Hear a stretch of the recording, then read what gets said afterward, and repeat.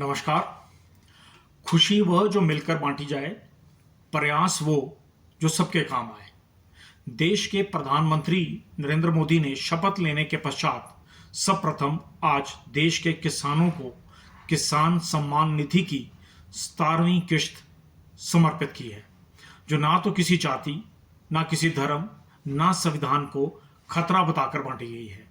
Bharatiya Janata party यह मानती है, वह विश्वास करती है कि देश को अगर आर्थिक तौर पर सुदृढ़ करना है तो देश की मूलभूत व्यवस्था, कृषि में कार्यरत किसानों को आर्थिक तौर पर मजबूत करना प्रथम प्राथमिकता एनडीए 3 सरकार की होगी। ये साबित भी किया है आपको 17वीं किश्त समर्पित करके। लेकिन देश के सामने अनेक चुनौतियां भी उभर आ रही हैं।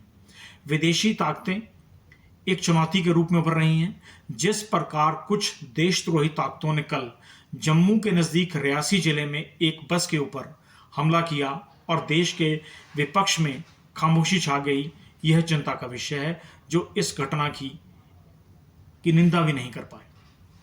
हमारे सांसद कंगना रनौत के साथ हुई बदतमीजी को बहादुरी में परिवर्तित करने वाली विचारधारा एक गंभीर संदेश दे रही है, जिसे पूरे राष्ट्र को समझना होगा। केवल पड़ोसी राज्य पंजाब में प्रधानमंत्री किसान सम्मान निधि योजना के अंतर्गत 22,93,000 लाभार्थी आते हैं। वह हिमाचल जैसे राज्य में भी 9,27,000 के करीब लाभार्थी हैं। अनेक योजनाओं के अंतर्गत राष्ट्र को आर्थिक रूप से ताकतवर करने के लिए एनडीए सरकार वचनबद्ध है। हम सब लोगों को इस महत्वपूर्ण घटनाओं पर विचार करने की आवश्यकता है।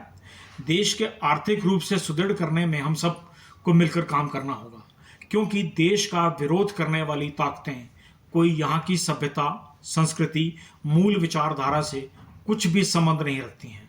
उनका ध्येय भारत को अस्थिर करना व आर्थिक तौर पर कमजोर करना है, जिसके लिए वह भारत के भीतर ही कुछ व्यवस्थाएं तलाश रहे हैं।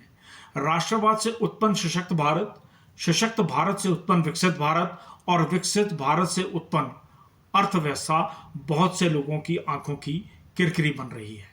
और वही ताकतें आपसे और हमसे पूछती हैं, ये भारत माता कौन है?